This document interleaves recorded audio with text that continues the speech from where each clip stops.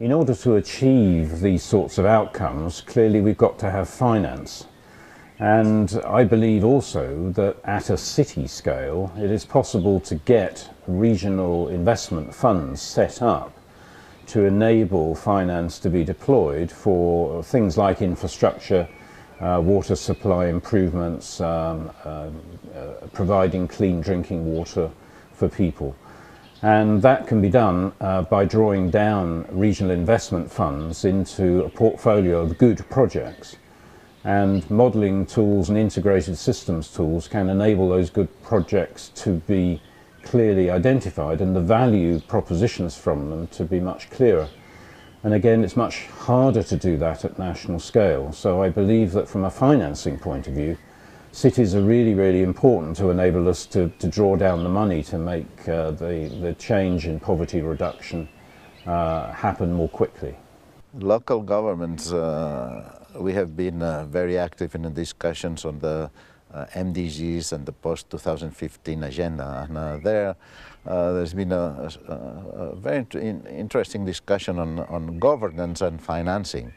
I think that when we look at governance, most of the issues that cities are facing need a kind of coordination. We have called that in the post-2015 discussions a global partnership.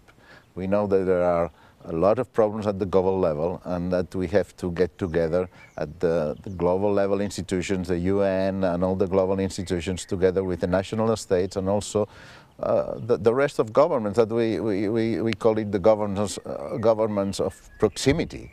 And this is a big issue. This governance has also to include the partnership with the private sector and civil society. That's the only way that we can approach governance. And we need this governance at the global level, a global partnership that is being built right now through these MDGs and SDGs and all these new subjects that we are discussing.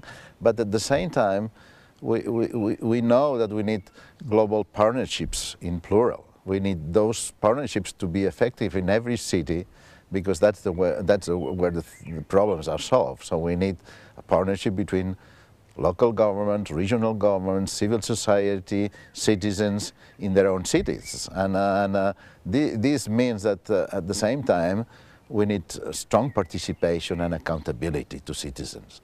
And the accountability is for everybody, not only for local government, for regional government, for national government, for global institutions as well.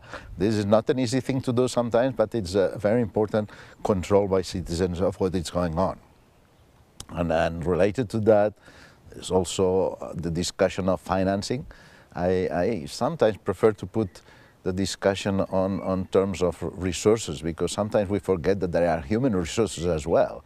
So I think that our society has been too biased on finances, and maybe one of the things we have to do is to make sure that globally we have a fair system of finances, which I'm not sure that we have that, and we have unregulated the financial system, and he has taken over the reality of the day-to-day and the real economy. So I think that sometimes we are forgetting that there are other ways of solving the problem than just financial resources. Say that, I must say that we are always pushing for finances going to where they need to be.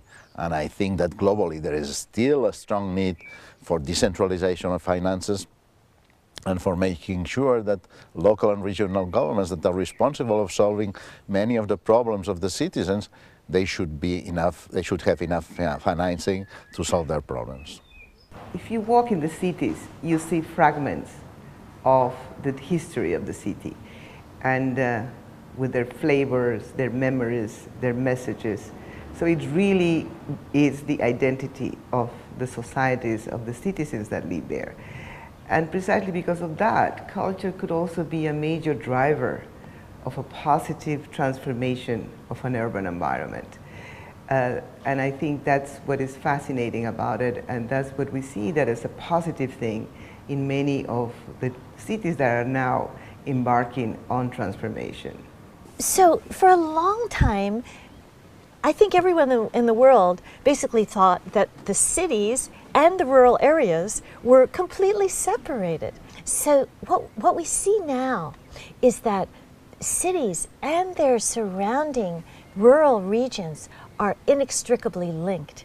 So we have to think about the ecology of the entire region, having cities that are sustainable within themselves in terms of lots of green space, functioning water systems, etc., but realizing that it's the ecosystem services of the surrounding regions in providing that clean water to the cities, in providing the clean air, etc., so that we are then, and providing the food, for example, too.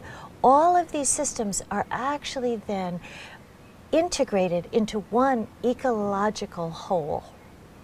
When we talk about cities, we're talking about urban cities, but this has to be in connection with rural communities, because if you're not making the link between urban and rural, this is not going to work. You cannot have separate elements. Taking the example of energy, we are really looking for, as I've mentioned, social inclusion, creating jobs at local level. And what we are trying to do is also to focus on generating low carbon energy, but we are also working downstream, which means we are talking about energy efficiency and new usage, new use of energy and maybe electricity, such as, you know, for cars. So if we are not going to a more balanced, centralized and decentralized system between urban and rural, this won't work. And we are currently working on local energy loops that are then linked to a more centralized system. But we need those small systems aside so that all the territories, all the communities, the local communities are being covered and integrated in this whole system and planning. And this is very important, that there is this vision encompassing environment, energy, social inclusion, employment, and that the energy structure and infrastructure is really following this mapping and planning. Well, cities, reconfiguring cities means essentially the best way to decouple the resource use from environmental degradation in cities. Reconfiguring means emphasizing that cities become more compact, more integrated and more connected, both in environmental terms, in social terms and in economic terms. And in that way the advantages of cities can be optimized, can be regained. In fact, the history showed that cities, the form of cities was much more productive than other forms of human settlements, but we have lost this advantage, especially over the last 20 years, both in the north and in the south, where urban expansion was done in a sprawled manner, in a way whereby the urban advantages were basically lost. And I think density, promoting a good quality density is the key to the answer.